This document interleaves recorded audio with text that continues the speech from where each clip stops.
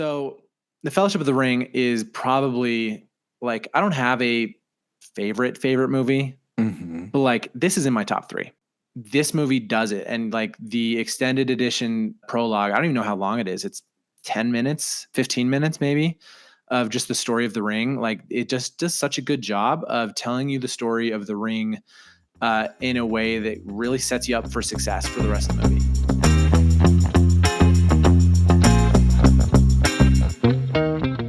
Now, I am going to warn you, I do have a little bit of annoying trivia / background I do want to share quickly, but it won't take up the majority because this is your sacred text, but we will both do it. No, this is universal.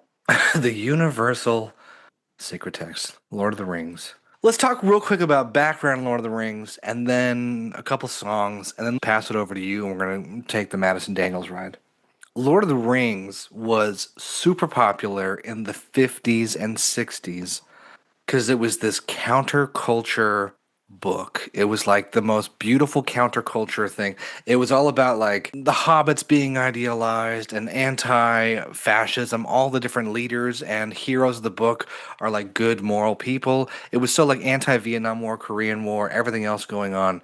It was huge. But at least for you, was it big growing up? Did you know a bunch of people were reading it? What first got you hooked on it? So my dad loves Lord of the Rings, and he read, he grew up in the 60s, 70s and read the books and loved them. And I was a huge reader when I was a kid. And so I certainly got kind of pulled into it. I'm like 5th or 6th grade, I think, is when I first started reading. I read The Fellowship when I was in 5th or 6th grade, because that's about when the movie started coming out. Okay. Yeah. And then, I don't know. It just kind of like had a chokehold on my family.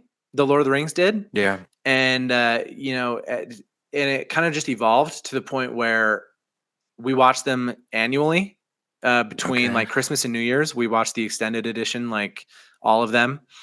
When I was in high school, I think I was really fixated on them. And I would honestly do like marathons where I'd do all 3 of them extended edition in one day. Oh my God. So, I mean, it's like 12 hours of watching stuff, but that's a pretty great marathon. Yeah. Yeah. I mean, like my dad and I had Back to the Future every New Year's or Christmas or so. We'd watch all 3 of them. Plus, it was always on TV at that time, back when we had cable before we have new cable.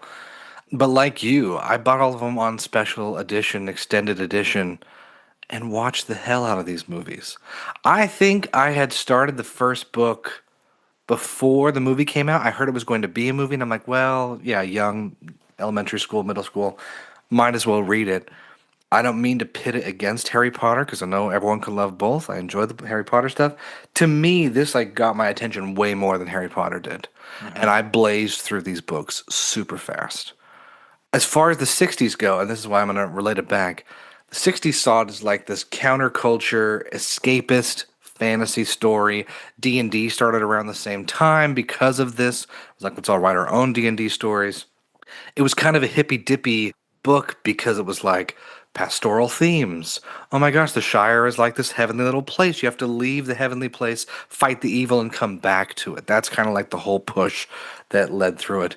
But also, there was a good amount of drug culture who saw the Lord of the Rings books as a story of like a great grand drug trip.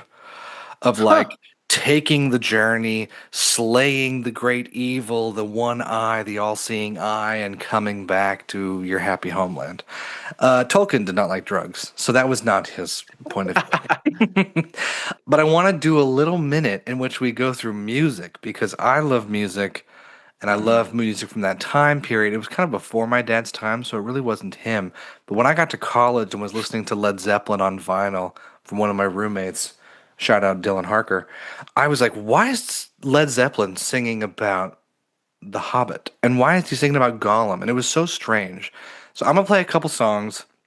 We'll go through them that all mention Lord of the Rings as a way to be like, these old rockers were either nerds or they just saw it as their version of counterculture as well. Go in days of old with magic fill the air.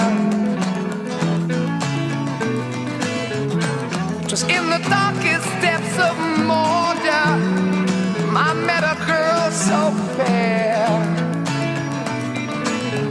But Gollum And the evil one crept up and slipped away with her, yeah. Okay, so hold on. Gollum, the evil one, Mordor, nerdy, right? Very.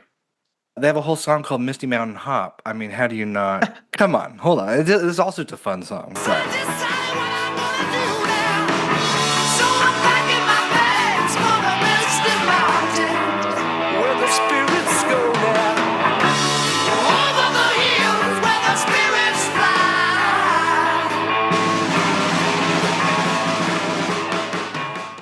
Packing your bags for the Misty Mountains where the spirits fly. It's fun, right? You're like, Yeah. if you're someone reading Lord of the Rings and you're like, oh my god, world rock band Led Zeppelin is talking about packing bags for the Misty Mountains. Okay. This one's less overt, Black Sabbath, but the guitar player talked about how this was all about Gandalf, which is just fun. Ain't the joy? Everyone's happy when the wizard walks by. Never talking, just keep walking, strutting his magic. Everyone's happy when the wizard walks by. Yeah. Never talking, ever walking, does his magic. Did you ever listen to Rush? You know who Rush is?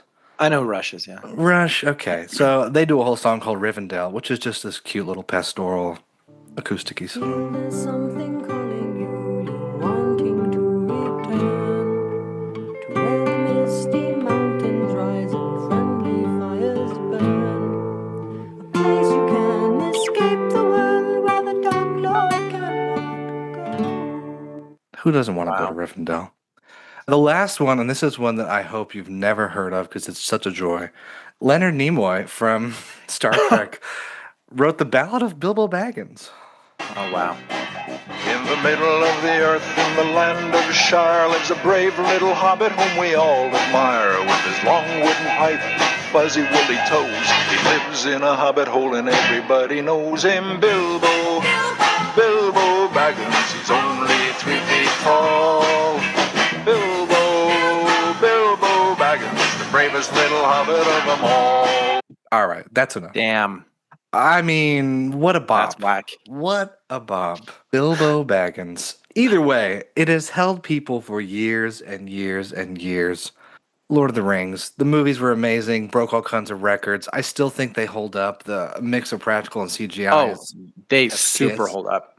Yeah. There's a lot of people who haven't seen them, our age. I mean, my wife included. It's kind of like, are we going to watch That's these at insane. some point? And she's like, they're so long. They are so long. But we're going to break them up like TV shows. Maybe we'll put a little guide in here if people want to kind of like watch them like 1 hour episodes, limited series. But let's I know talk. that I know that I shouldn't be superior in my approach to movies. That like, you know, as long as they're getting seen, I'm happy about that. But I'm like, no, you watch them all 4 hours. If you can't do that, then you shouldn't have nice things. It's an epic. And the I thing know. about this epic is, having just watched a lot of Star Wars, because we're going through all the Star Wars again, it's easier to watch one whole Lord of the Rings than it is to watch 2 Star Wars, even if they're around the same time, right? Yeah. I'm like, the way in which the story is told, what's happening, character development, the music, the vistas, all that stuff, the locations, it's epic and beautiful in the best way. So yeah, for anyone who has not watched Lord of the Rings and is listening to this, I don't know who you are. Please sit down, pick a weekend, and start with the first one and go. Yeah. Yeah. I mean, it's so funny because even at this point, like, I don't even remember what the theatrical version is. Same. I have maybe watched it once in theaters. Everything else has been the extended edition. And I just like, I don't even remember what's extended and what's theatrical. I just, you know, I was it's part of trying- the canon now. I was trying to pick out with Fellowship. I was like, where are the extra 30 minutes? Nothing feels like it was added in. I know. There's no fluff. No, there's no fluff at all. Anyways, so The Fellowship of the Ring is probably like, I don't have a favorite movie, but like this is in my top 3, right? Yeah. So I watched the extended edition Lord of the Rings from start to finish every year with my parents. And I've been doing that for maybe 20 years, Oh my which is God. kind of insane Yeah. because I'm in my 30s, so that's possible. This is a I don't like sacred that. text. All right. So it's a sacred text for me. And like, from the top, like, is there a better prologue? No. No. There's just not. And like it's weird because I feel like storytelling these days is kind of moving away from prologuing, Mhm. because it's kind of just like, here's an exposition dump, and you're not supposed to give exposition dumps to your readers, to your audience. And yet this movie does it. And like the extended edition prologue, I don't even know how long it is. It's 10 minutes, 15 minutes maybe, of just the story of the ring. Like, it just does such a good job of telling you the story of the ring in a way that really sets you up for success for the rest of the movie. Yeah, what's interesting to me is the Howard Shore score, when it first starts, it just immediately transports you. You're like, oh, we're not in our world anymore. Mm-hmm. You know, the world has changed. Oh, the world is changed. Like, Kate Blanchett was not a huge actor at this point. She'd been in The Aviator, I want to say, and a couple other movies that were like, Mm-hmm. oh, she's good. But her narrating this, you're like, I hope when I pass on or something happens, this is what my life's played back like. You know, the world has changed. This kid grew up loving Star Wars and Jurassic Park. Yes, yes, please. Or for me, it'd be nothing ever changed. It was the same every day The for. world is happily natural. I think the prologue is a good 8 or 9 minutes. Looking up on YouTube and stuff, I think it's Yeah. 8 to 9 minutes. But it doesn't. It feels long, but it also doesn't feel long. You cover thousands of years, right? Like you Yeah. cover a huge chunk of time, and ends with our boy Bilbo writing down his story. Which, by the way, when this first came out, my parents were like, "What about the Hobbit? Why don't we start with the Hobbit?" I'm so glad they didn't start with the Hobbit. Yeah. Well, it's kind of like you're taking the largest frame perspective, like the largest perspective possible, and then Yeah. zooming into the tininess, which I think, Tolkien and C.S. Lewis, they were both in World War One, and that's kind of what the stuff that kind of drove these stories. Yeah. Is you have these huge world defying problems that are solved by humdrum everyday sort of dudes, and that's what the Lord of the Rings is about.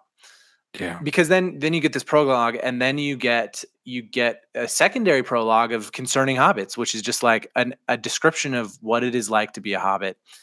And I think that, I don't know if it must be a universal thing, but I think hobbits are a fantastic archetype. For me personally, the hobbit is like a really powerful archetype, because the things that here's how Bilbo describes hobbits. He says, it's been said that the only thing we care about is food, or is drinking, and he's like, no, we actually like food too, and we also like pipeweed. And I'm just Mhm. like, wow, what a simple life. And then Bilbo's like, yeah, but where our hearts truly lie is in peace and quiet and good tilled earth. And I'm just like, whoa, I've never been read and seen so hard in my life. Yeah. Well, and it's interesting. I was acutely aware because my dad brought it up. He loved to like pick apart things in Hmm. the weirdest ways, and he still does. I was acutely aware that like Tolkien was trying to represent the peoples that he was interacting with and meeting through World War One otherwise, and kind of talk about his own people in a more positive way. I mean, Hmm. because it was like him and his friends, yeah, C.S. Lewis and others. The hobbits being the Englishmen, the Yeah. countryside English folk who are like, I got 7 meals a day, I got tea time every few hours. We're just like with a pipe, pastoral, sitting in the grass, enjoying our little hovels, our shire. And Yeah. so that's his story. And it's interesting to see all the different races and peoples of Middle Earth and being like, who was he idealizing here? You know, like the elves being kind of like this Celtic or Scandinavian ideal Hmm. version of what humans could be or whatever. And they kind of guided the humans. Or Yeah. Germanic tribes or like other people he saw across Europe were kind of like the men, the big, Yeah. strong, bold, but also like lost out on some of the softness and connection with nature that he felt maybe more Brits had. Anyways, Yeah. so it's fun to watch these and be like, this was a guy trying to contextualize this world while also reaching back to fantasy and old tales and trying to critique, all the different systems he saw out there, the fascists, the others, even like democratic Americans and whatever else. He was trying to write about the times of his day and the times of the past, and it really blends in such a beautiful way. Yeah. Because I mean, essentially, what the Lord of the Rings is it's a story about power. Yeah. It's about the ring it's funny because like Sauron is the big bad, but we like basically never see him. Yeah. His only presence in the movie is he's a shadow. He's a shadow on the horizon of like the potential threat. Like, yeah, you get the Nazgul, you get the orcs and stuff, but those are all like pieces of the will of Sauron. But like as a big bad, you just never really see him or interact with him. And the ring is just obviously a giant symbol for ultimate power. Mm-hmm. And I think why I love this movie so much, this story so much, because like, I mean, truth be told, like I love the Fellowship is my favorite of the three because it's a smaller, intimate story. Yeah. But they need to be all taken, all three of them together, like to really consider them. But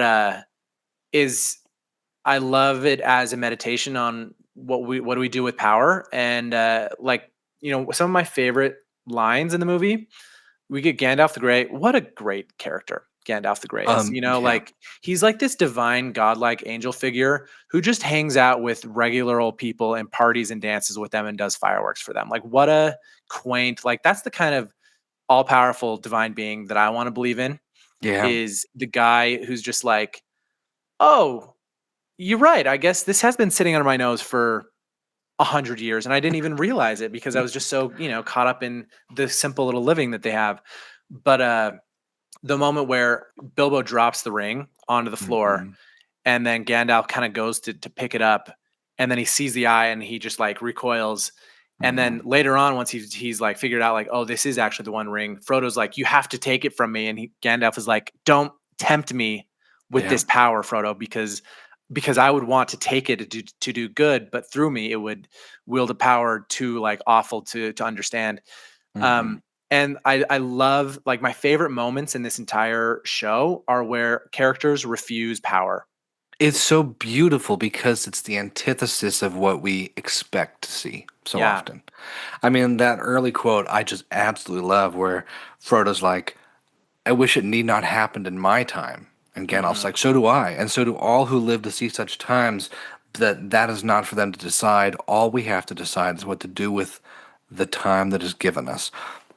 And you look at, again, Tolkien and others coming back from war. They all wish it did not happen in their time. And we say the same thing all the time. But it's beautiful, this kind of honor. It's not even honor culture. It's the stepping up of the non-violent, softer, courageous one who leaves the comfort of home to go and do the thing to come back to safety, peace for the good of all. It's messianic without it being too overtly Christian. I mean, it's super Christian at times. I mean, it is pretty Christian at times, but it's not overly. I think what it is we're so used to, and this is why I think these movies are also textbook like case study in masculinity. Is because we're used to our heroes being these huge buff, like very like masculine sort of way, and then what you end up getting is you get Frodo who just says, "What must I do?" Like he just accepts the response. Like that is one of my favorite lines in the entire series is Frodo realizes he can't give the ring to anyone and it's already in his hand. And he just says, what must I do? And then he doesn't even question it. He's just like, okay, I'm the one who's got to take this ring to wherever we got to go to Rivendell. And he just like, and you see this over and over again. Sam doesn't even like complain. He just gets pulled in by Gandalf. Merry and Pippin, like, when they run into them on the road and they're like the ring wraith comes over them, Frodo's just like, we need to make it to Bree, and Mary's just like, right, Buckleberry Ferry, and they just lock in and they just go, like no questions, no like, well, why me? It's just like, I'm a part of this, we're going. And then Aragorn, I mean, I could keep going, but just like, there's no questions. It's just like, here's the problem and here's what we're gonna do. Which, looking at Tolkien and all those who went to World War One, that's why it was seen, at least especially in Europe. In America, we care less about World War One. In Europe, World War One is way more important than World War Two because it was that sense of duty of like, oh shit, big bad's trying to take over. Let's just strap on our backpacks and guns and go. And it was just like, let's get over there and make this happen. I think, to your point, and I was thinking about this the entire movie long, of like, masculinity and the manosphere and the problems that we have. I think we were fucked over by 80s movies and all of these characters that were Reagan-esque. Just like, I'm going to be outside the law, but fight for the law. I'm going to kiss the boots, but also somehow be better than them. Well, it's this John Wayne kind of thing. John Wayne and Jesus Christ. Yeah. Yeah. It's too much of this hyper masculine false identity. And I was watching this movie being like, of the problematic men that I know in my life, I think all of them want to say they're Frodo or Sam or Aragorn. But for the most part, they're Boromir. Or they're the people at the Shire frustrated about Gandalf showing up and always causing a struggle and meddling. That's who they really are. And I think watching this, especially with Boromir's turn with being tempted by the ring, I was like, this is so many men out here, and women too, but this is especially men who get so indoctrinated with this idea that they'll be different. They'll use the evil or the power or the problem for good, unlike every generation before them. And that's what's so problematic, and why I love what Tolkien does here of having Frodo being a messianic figure who's like, I've never, Sam says early on, this is the farthest I've ever been from home. And he's still in the fields of the Shire. And he's like, here I go. I'm going to take one more step. It's the farthest. But he doesn't complain. He just goes. Yeah. And it's wild to think about that kind of masculinity and how we wish we had more of that today of like, nah, step up, go do the thing, Yeah. Well, it's also, so, you think about Boromir. I mean, I think there's a scale here. Like Saruman is the problem, right? Like because I think what the narrative does is it teaches us to be suspicious of those who want power. Mm-hmm. Power beyond what they naturally have. Because, you look at Aragorn, Gandalf, they're powerful. Gandalf is a freaking wizard. Like, he's basically a god. And, Aragorn is the king and he can't lose a fight. Like, he has power. But it's the be suspicious of those who want more power than is already theirs. Yep. Because you get Saruman, who's just like, I looked in the Palantir and the writing's on the wall and we better join up. Mm-hmm.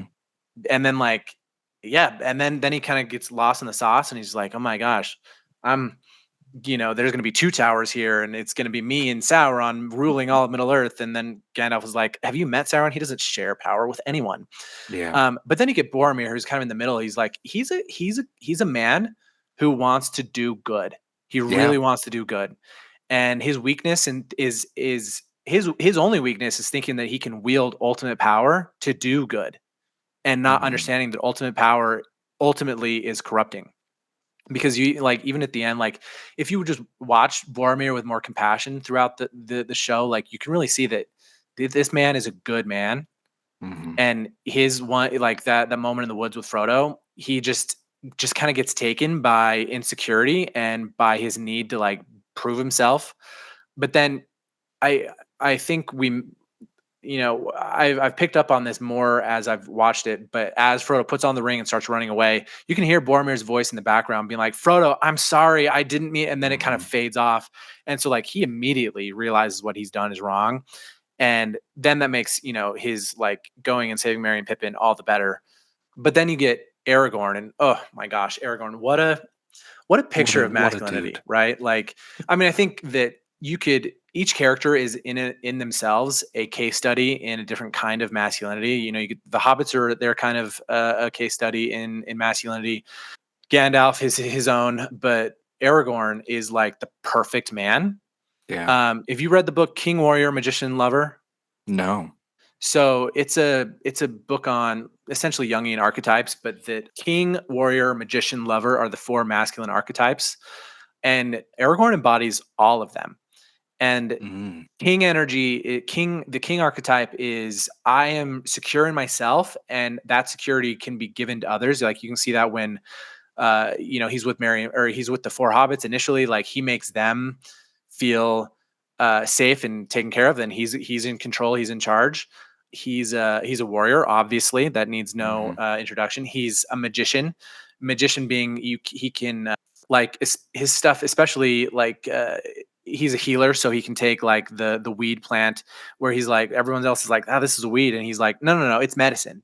And so that's kind of a magician where you can change your eyes. And even his relationship with his horse in number 2 in the second movie, where he's able to speak Elvish to this horse and kind of do something that regular people just can't. And then he's a lover. That's one of the best part. And he's not just ooh, Arwen, you're my girl, and he's no, he's a wooer. He's that very Lancelot, Knights of the Round Table sort of like wooing, loving, enchanting sort of love.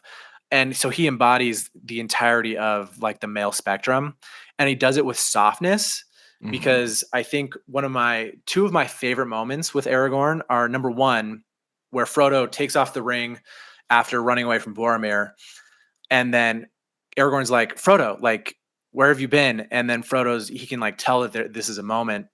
And Frodo's like, the ring has taken Boromir. And Aragorn's like, well, where is the ring?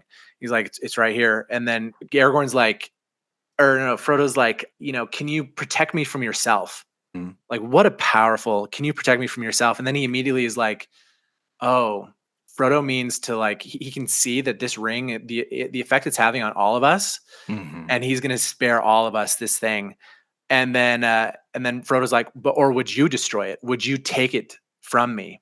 And then he Boromir is the one who tries to take the ring. Frodo offers it to Aragorn.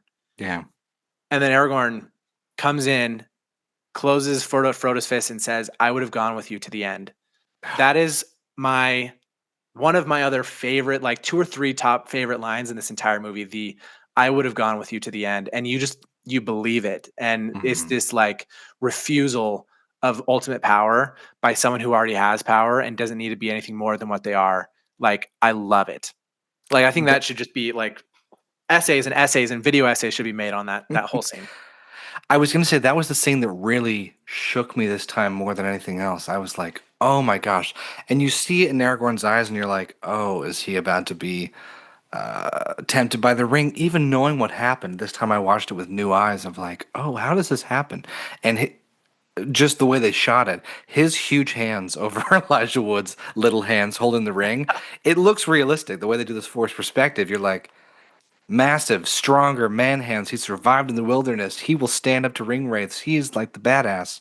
And for him to softly and gently close Frodo's hands over the ring and be like you said, that quote, I would have gone with you to the end, is such a beautiful moment, because I think we expect our heroes to be brazen, bold, muscular, brawny, kicking everyone's ass, and they have to be the ones to take the ring, and he knows it takes someone who is egoless and who is dutiful and who is kind and compassionate to actually destroy the ring. Yeah. And it's beautiful. Because we don't see that in most of our stories. No, we don't. Because I think, these days our hero would take the ring and be like, you're right, I can do this. Yeah. I'll stand up. I'll stand up. I'm the one who can stand up to evil.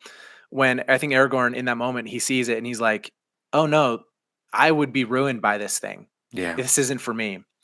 And then that leads into my second favorite moment with Aragorn is when Boromir's dying and he comes up and he gets all, him and Boromir and Aragorn had already kind of had an argument before about the nature of men and Gondor and all this stuff. And, but Aragorn comes right in, forgets all of that stuff. And just like, it's real, it's close, it's intimate. He cries with him. And then he forgives him, on his deathbed. And then gives him a kiss on the forehead. Yeah. As he's dead, as he's dying, and then he takes his bracers off of him and puts them on him, which is a beautiful thing. But just like that moment of softness and intimacy, like right after being a hard one, like I'm going to fight and I'm going to kill all these Uruk-hai, to just move straight into a tearful, intimate, close embrace of another man, just is fantastic. It just is a great demonstration of the strength, but also the softness and the tenderness that I think Aragorn represents in a man, in masculinity. Yeah, I remember watching this as a kid and being a little weirded out by the kiss on the forehead, or just like it was strange, because like we grew up in a different world of like, ooh, don't be gay. Everything was fear of showing emotion and closeness with another male for fear of being supposed to be gay. Anyways, it's so beautiful in that moment, especially because throughout their whole journey, Boromir kind of knows that Aragorn has this higher calling, right? But I don't remember if it's ever fully expressed. There's moments where he's like, well, you should come back to Gondor. You should stand with men. And Aragorn's like, nah, they're not ready for this yet. And all those boundaries and differences and calling and like true heir to the throne versus perceived steward of the throne heir, all that's gone away. It's fully we're on the same place, man to man, friend to friend, brother to brother. And that's what I don't think I'd fully caught on to as a kid, is like this moment of like, if the king can kiss the forehead of the steward's son, that's how we should all be. There should be a much more, with all of Tolkien's love of monarchy, which is just a little clear throughout the whole series of books, he also has this like leveling playing field of like, when it comes down to caring and loving each other and like battle and honor and the rest of it, we are all equal, which I do really love. Yeah. Yeah. I mean, it's funny because even when I was a kid watching the movies, I was uncomfortable. Like with like Sam and Frodo, I was like, this is weird. Their relationship is weird. Like, I don't understand it because, when we were kids, it was bad to be gay. It was bad to show any kind of, male on male intimacy at all. And, I feel like I remember a lot of discourse of like, oh, well, what if Sam and Frodo were gay for each other? And it's like, can't we just like let them be straight men who happen to have a really intimate relationship with each other? Like, that's what we really need modeled, is we need modeled for us in cinema and story, like better archetypes of what straight men can be. And I think that like, it really comes to I just love the scene where Frodo's on the beach, and he's holding the ring and he's just crying because he's like, I am going to go do this by myself. And this is going to be the hardest thing in the world.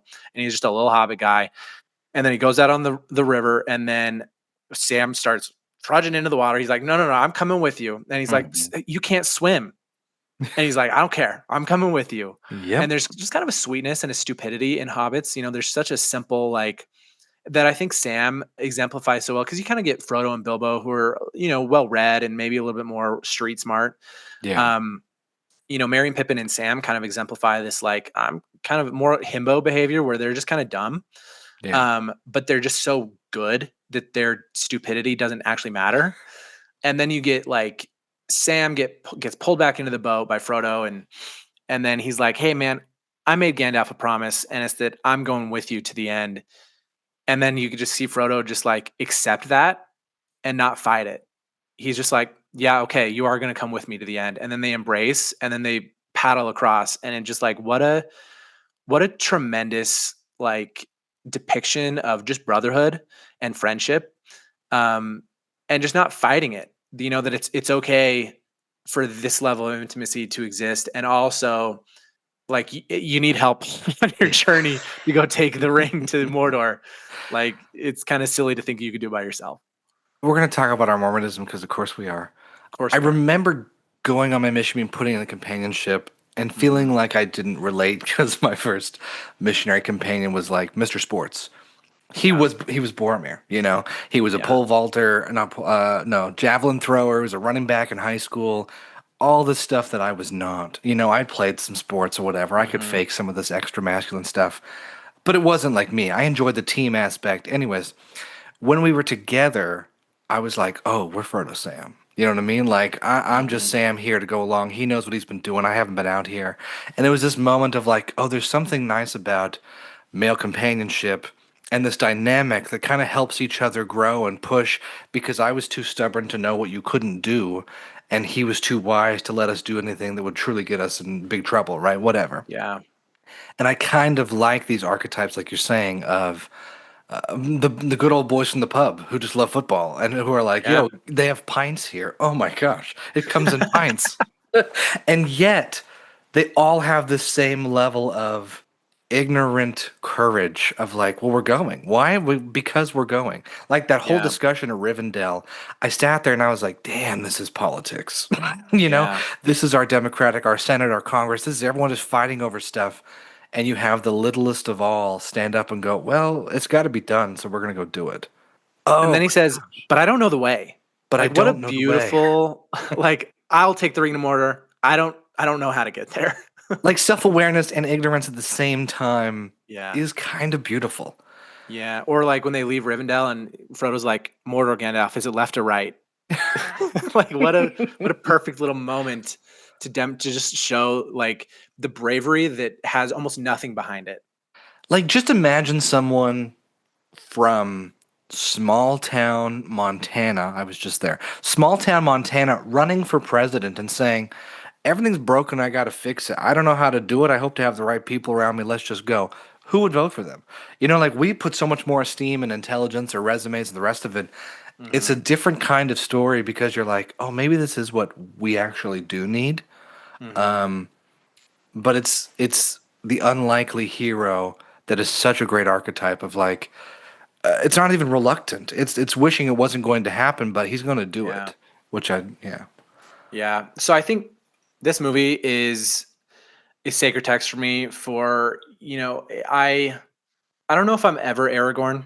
Yeah. We all hope. I just don't know if I am. I am certainly a hobbit. Like that's just who I am. Yeah. I'm like a hobbit if a hobbit was by the beach rather than like a farm all the time. Okay. At least that's the way I look. California hobbit. I'm a California hobbit. But just it's always a reminder to me, like whenever I watch this, that like, oh, my heart truly lies in peace and quiet and good tilled earth, and like food, drink, and community is like all I need. Anything above that is gonna get in my way. It's going to corrupt me. Like it's strawberries and cream. It's dancing with Susie Cotton. It's just like hanging with the boys at the pub. Like it's farming and gardening and like tending my flowers. Like that's the stuff that really is the foundation for my life. And at some point when I'm an old man, I hope to be Gandalf. And at some point maybe I'll take on some Aragorn energy, but I think just the background energy of my life is I'm a hobbit, and I feel really seen by this movie, and it serves as a really good like tuning fork for me to remember who it is that I am and like what it is that I actually want out of life. Yeah, this is pastoral Madison core. Yeah, it is. It really is. Yeah, I think that the way in which it plays with big themes, with small town characters, it's the Lord of the Rings, right? It's this journey of the Lord of the Rings, Frodo and Sam going all the way to take on the biggest evil possible, and doing it. There's something in my watching this time that I don't think I'd picked out before that maybe you'll relate to.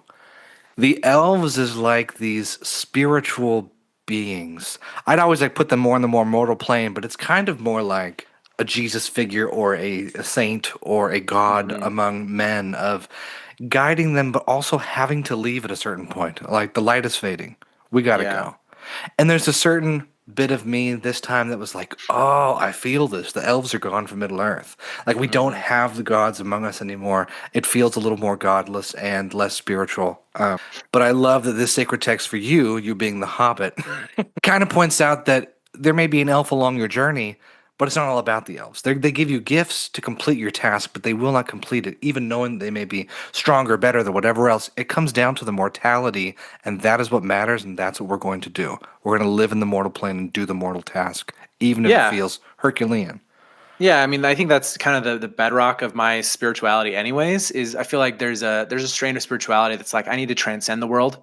I need to be so above it. I need to be like airy-fairy and loose and light. And I think that's kind of what the elves represent, is this like, I'm so erudite, I'm so like cultured, and I'm so above it all. Like I can't be bothered with this kind of like this ring stuff. I just can't do it. Yeah. And I think there's another kind of spirituality, which is more of a downward path spirituality, where it's like, I'm going to get as deep and dirty in the soil and the dirt as I possibly can. Yeah. Because being human is amazing. And it's very incarnational, to borrow a phrase. It's maybe Franciscan in nature, where you take human life at its most mortal and you say, this is what it means to be spiritual.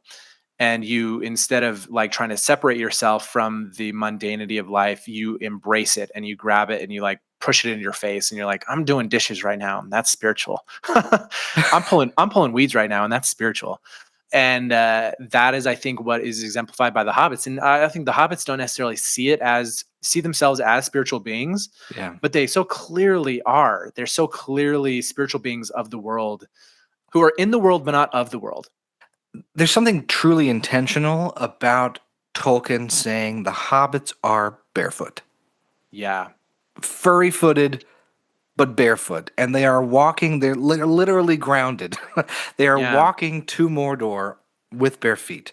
Everyone else has holes in the ground. And they live in holes in the ground. Everyone else has got boots. They've all got armor. They got whatever. Frodo gets his mithril that was given to him from Bilbo, who was given to him from the elves, whatever, or the dwarves.